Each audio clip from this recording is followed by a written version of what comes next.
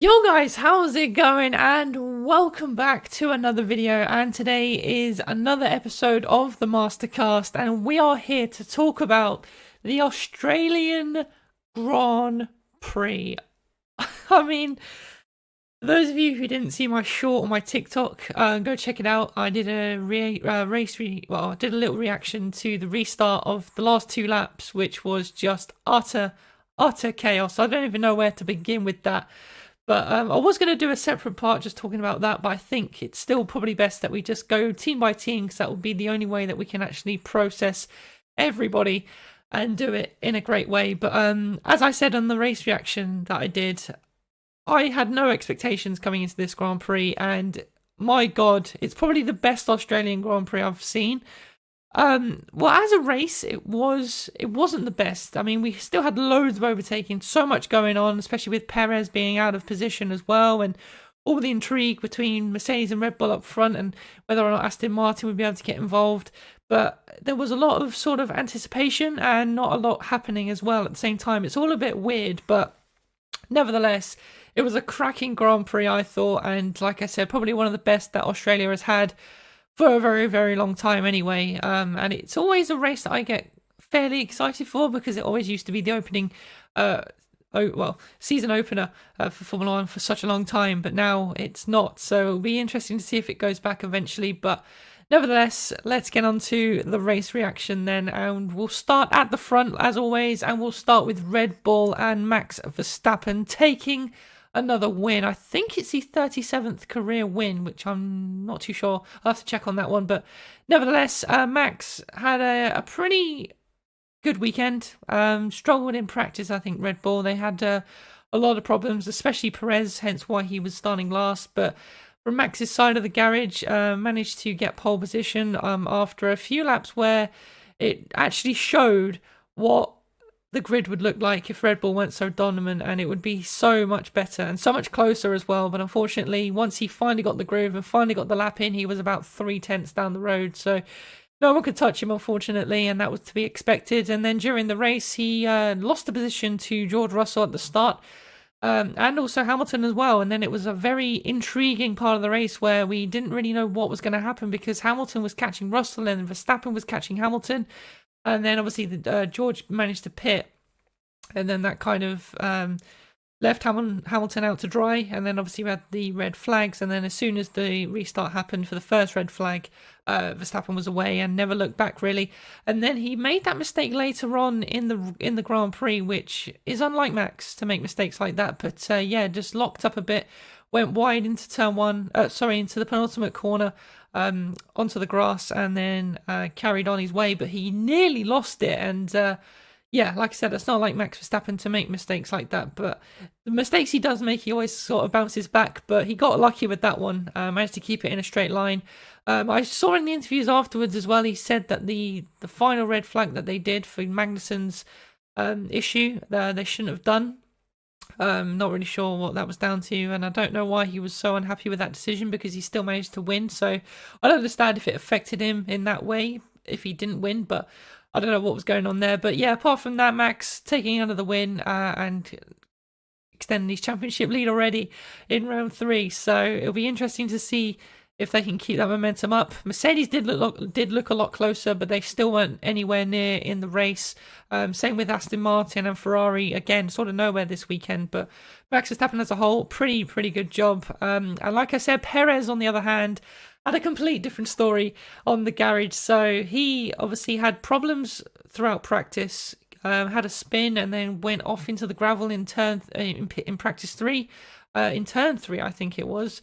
And then qualifying did the exact same thing on his first run, I think it was. So that put him out of contention straight away out of qualifying. And then in the race, obviously started last and managed to make his way eventually, after all the chaos, after everything that happened, into P5. So a pretty good result for Perez in the end, and did manage to get a top 5 finish. But yeah, didn't make his way as quick as we thought. At one point, McLaren were even faster than him, which I don't know what was going on there. But once he sorted his stuff out, he was making moves left, right, and centre, especially into the turn 9-10 chicane. It was absolutely insane. He was just going for all these different moves, and it was brilliant to see. So fair play to Perez. Put on a great show towards the end of the Grand Prix. So fair play to him. So yeah, that's pretty much Red Bull summed up. Really, I got a good decent points for Red Bull, and I think they should be happy with how the weekend has gone for them. It could have been a lot worse, especially with all the carnage that happened in the last hour. But yeah, I think they should be happy with that result. Like I said, another team that I think will be happy is Mercedes. Where has their pace come from? As you can see, I'm wearing the Mercedes top today. But where's the pace come from? Honestly, George Russell P2 in qualifying, Hamilton P3 in qualifying. I don't know what to say, really. It's been great to see Mercedes do really well again, ahead of Aston Martin. Well, I say comfortably. They were there or thereabouts, just ahead of Aston, but a long way clear of Ferrari. Obviously, Leclerc wasn't in the race, so we couldn't see. But yeah, I think they can be very happy with this weekend. Lewis Hamilton, though, P2. And George Russell, unfortunately, DNF'd at, well, I think it was around the first sort of 20 laps. I can't remember the exact lap he DNF'd at. But yeah, a very strong weekend for Mercedes. Lewis Hamilton's race, like I mentioned, he managed to get past Max at the start and then was catching George Russell at a rate of knots, and I thought that it was because the DRS was just way too powerful, but it was actually, I don't know what it was down to. I don't know if George made a mistake or what, but he was right up the gearbox of Russell, and then it was going to be a really intriguing situation where we were going to have a three-way fight for the lead. But then unfortunately George, after complaining about feeling vulnerable, Mercedes decided to pit him. And then obviously literally straight after that we had the red flag for Alexander Albon, who spun and brought loads of gravel onto the track, which I saw a lot of people saying was a bit unnecessary, but we'll get onto that in a little while. But that sort of screwed George's race, and then he finally managed to sort of make his way back through, sort of into the top 5, and then unfortunately his engine went bang, which is the first time I've seen a Mercedes engine go bang in a very long time. The one that comes to mind is probably Lewis Hamilton's in 2016, and that was ages ago. So yeah, very odd for Mercedes, and hopefully that's not a concern going through the rest of the season. But it seems like all the top teams have sort of shared reliability issues. Red Bull had problems with Max in Saudi. We've had George Russell today. We've had Charles in the first race. We've got Stroll in Saudi Arabia. So there all seems to be some sort of equal reliability issues going on, which is good because it means that one team doesn't just fly ahead when the other's not scoring. So yeah, we'll wait to see what happens on that one. But Mercedes, will be a bit disappointed, I think, with George Russell, because he looked on fire today, and he did look like once again he had the pace over Lewis. For the majority anyway, although like I said, Lewis was catching him. It would have been interesting to see how it panned out, but unfortunately we didn't get to see that. But yeah, Lewis Hamilton, like I said as well, managed to get ahead of Max as well, and then was catching George, and then wasn't able to pass him because then George pitted, and then he got helped out by the safety car, by the red flag, and then managed to take the lead for a few laps until Verstappen finally got close enough with DRS and just flew past him. The Red Bull is just ridiculous in a straight line, but hey, apart from that, Hamilton managed to hold on for the entire Grand Prix. Was a little bit under pressure from Alonso at times as well. There seemed to be parts where Alonso was pushing and then backing off and then pushing and then backing off, trying to burn the energy to try and get into the DRS, but it wasn't quite working out for Alonso, and I think they definitely had similar pace, I think, with the Mercedes, but it was all about tyre management and stuff as well, so it was a lot going on. But Lewis managed to hold on to P2 and managed to stay out of the chaos on the final few laps as well, which was good, and it was great to see him on the podium again. He was absolutely beaming, as you could see. He was so happy, and he should be as well, because, it's been a long time coming for Mercedes, and it's good to see that they're doing, well again. So hopefully they can keep this up, and obviously Imola, they're expecting some big upgrades. So yeah, who knows? We'll wait and see what happens on that one. But yeah, a good day all for Mercedes, and I think they can be positive, even with George Russell's DNF.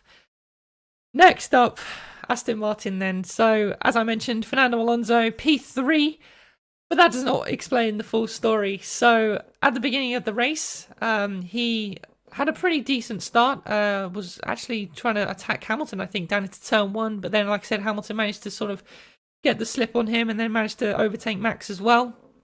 And then, yeah, that was pretty much it for Fernando. He had a pretty quiet race, and like I said, just sort of had these sort of moments where he was catching Hamilton and then backing off and then catching and then backing off, and just didn't really have the pace in the end to overtake Hamilton. And like I said, those two I felt had a similar pace, but like I said, he kept backing off as well to save battery and save tyres, because that was the sort of big moment of the Grand Prix, especially with the red flags. Obviously you can change your tyres during those red flag periods, so that was all good for him as well. So yeah, a pretty good day on that side of front. But then obviously the red flag happened, and this was where it got crazy. So Fernando Alonso, on the second restart of the race, he got tagged by Carlos Sainz into turn one, which, as you saw from my reaction that I posted, I was going mental.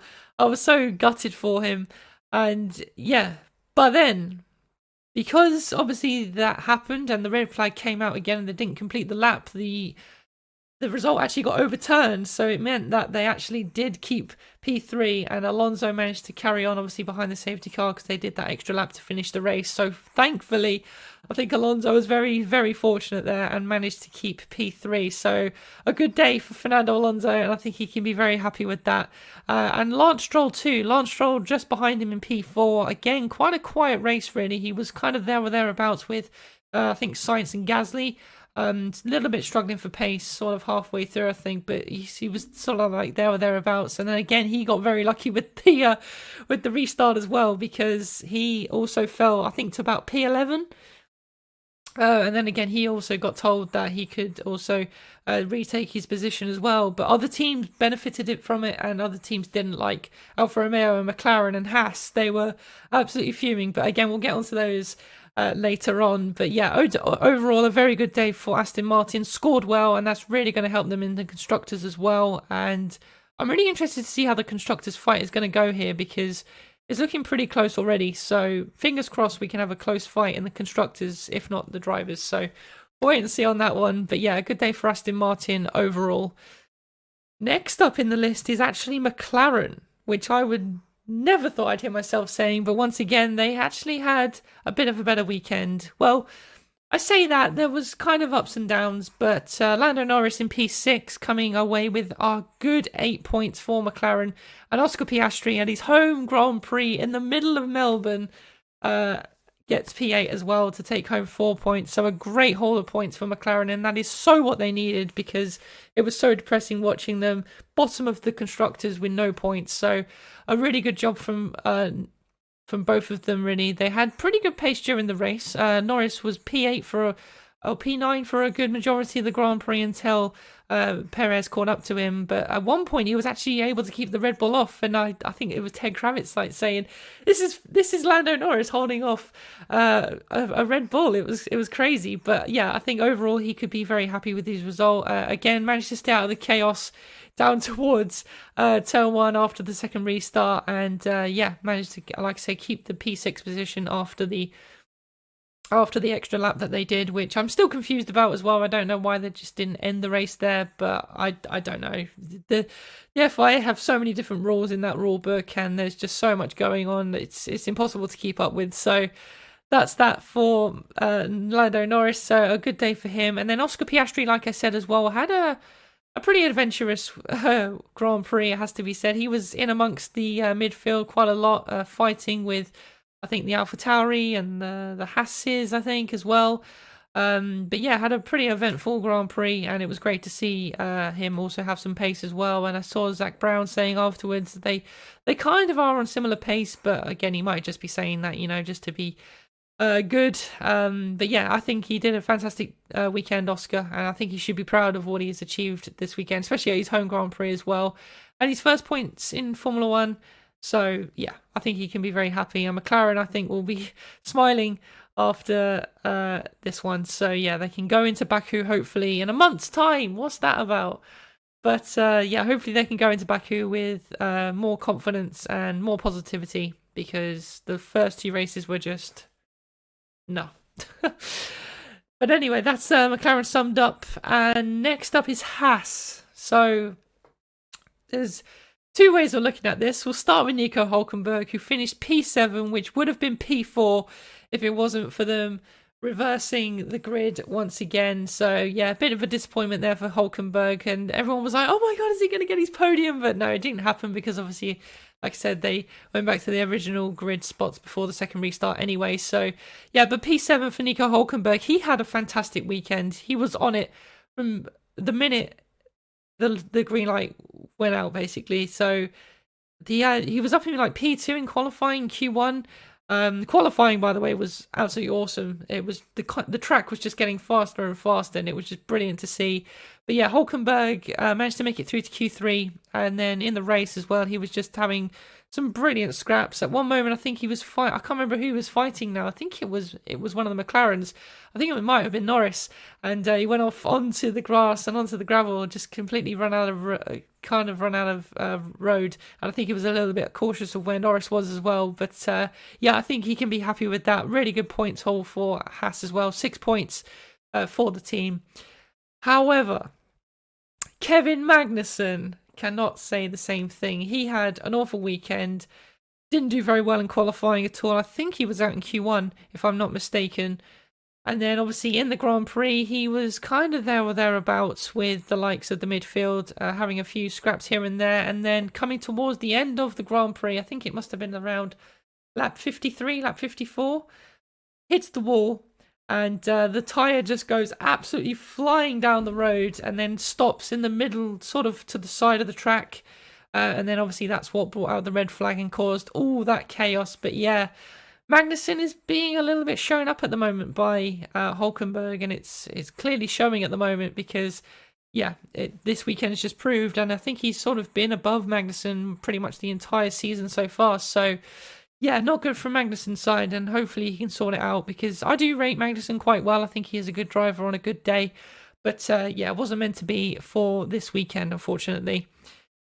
Another team that I think will be disappointed with the result is Alfa Romeo. Yes, they have got more points on the board. Guan Yu Zhou P9 and Valtteri Bottas in P11. But honestly, Alfa Romeo are so anonymous. I honestly keep forgetting they're there half the time. But yeah, Guan Yu Zhou picking up 2 points for Alfa Romeo. Once again, there were another team that were, I think, about 5th and 6th at one point. And they were going to score a double points finish, but wasn't meant to be, unfortunately. But yeah, Guan Yu Zhou, he was actually having a good few scraps through the midfield as well, which was good to see. Him getting down and dirty as well. And Bottas, honestly, though, was just absolutely nowhere. Just like in Saudi as well. I just don't recall seeing him for the entire Grand Prix. So I was very, very odd. But yeah, maybe it's the new mullet that he's rocking. He seems to be loving it, but maybe it's slowing him down. Who knows? Because honestly, he's not doing very well at all. So yeah, it's not very good on that side of things.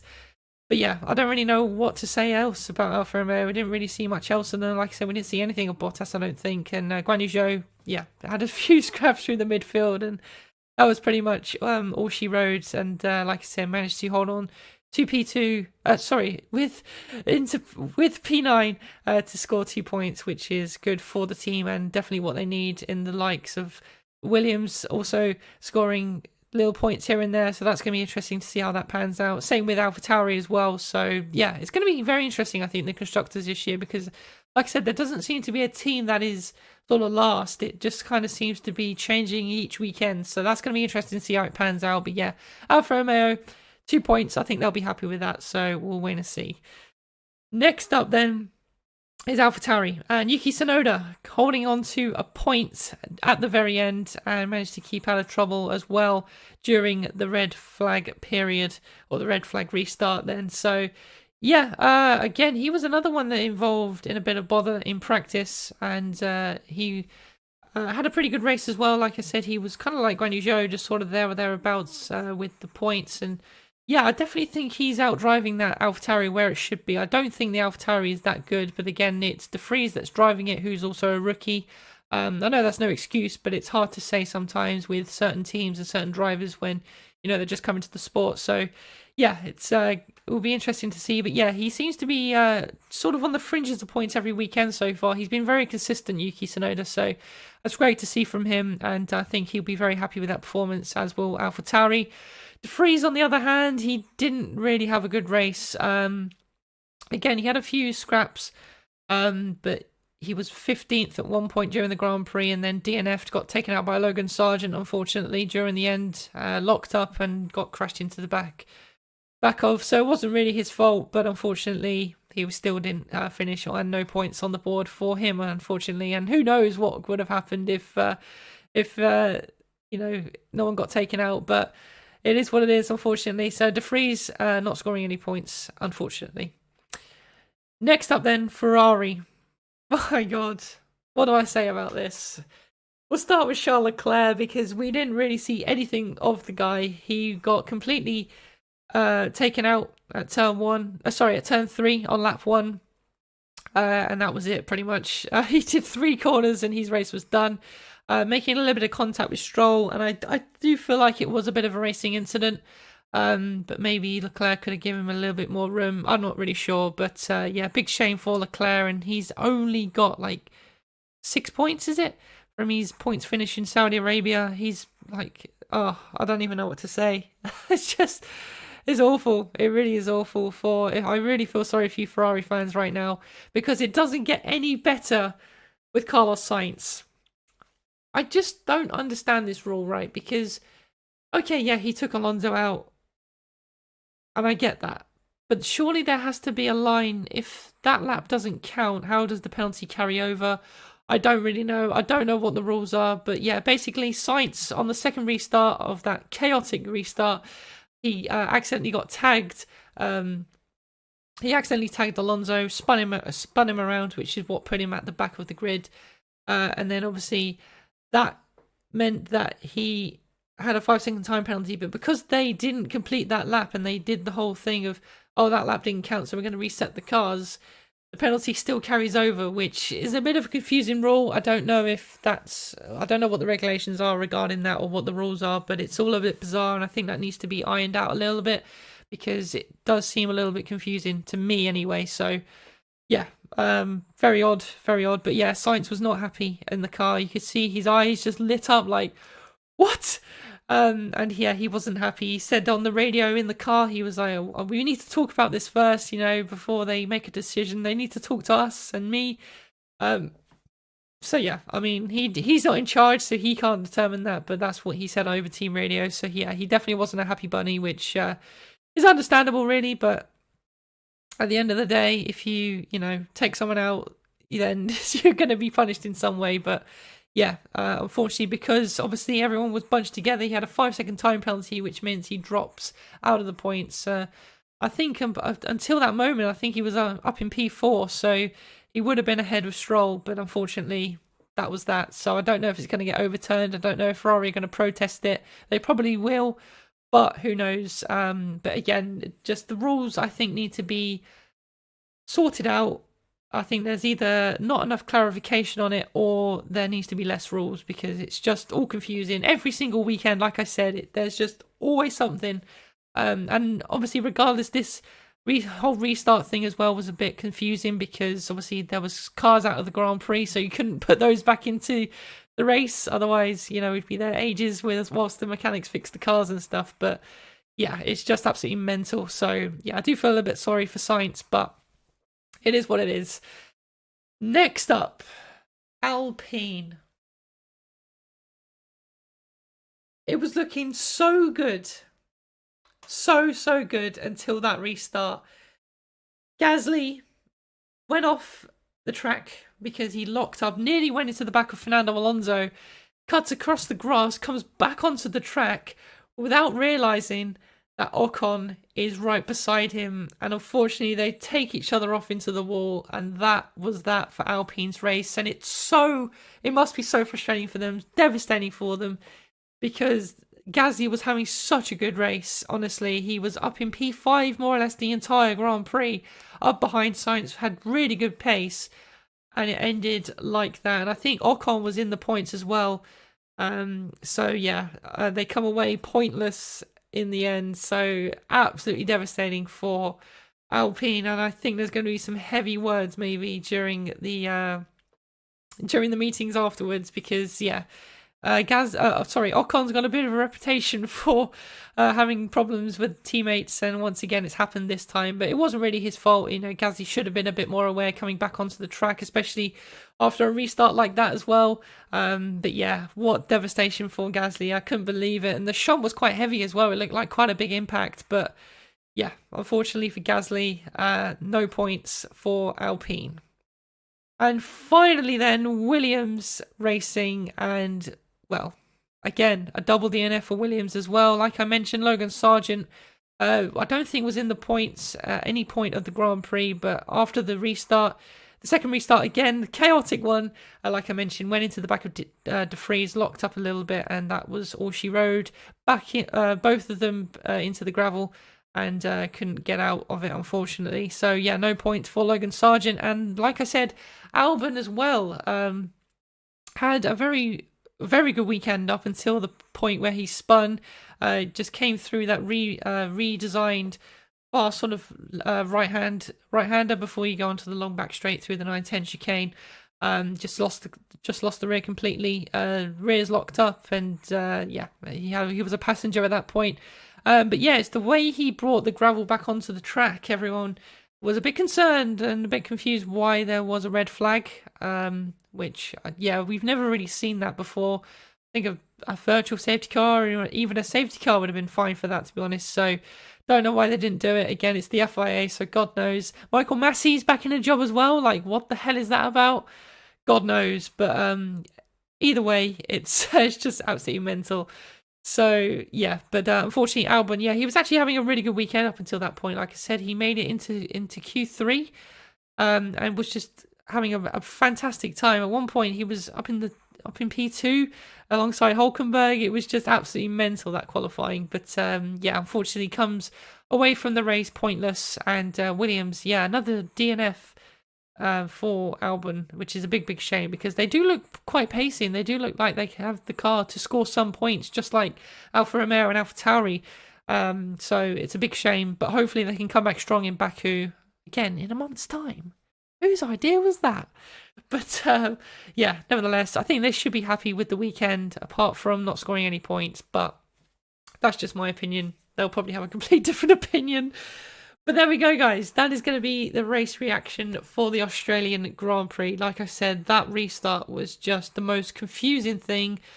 And it literally went on for an extra hour, the Grand Prix. And they were doing the interviews after the race, and it was actually getting really dark. So proves how long it went on for. But yeah, absolutely crazy. And like I said, I still don't know why they just didn't decide to end the race there and then. I don't really see what the point was of another lap. I'm pretty sure they've ended races early before. So yeah, who knows? I don't really know, like I said, what the rules are. They need to be more clearer.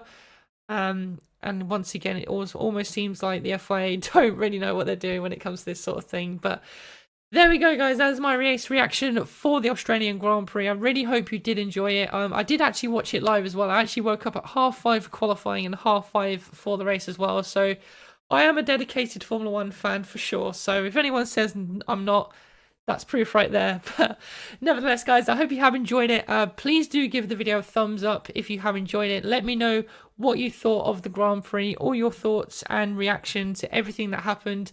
I would love to have a debate with you about it all, because it was just mental. Make sure you subscribe to the channel as well so you never miss out on any videos of mine. And I will see you all again, guys, in the next one. Take care. Never break, always fight, never quit, do it right, play the game, win it life, have no shame, there's no time, feel the pain, live the grind.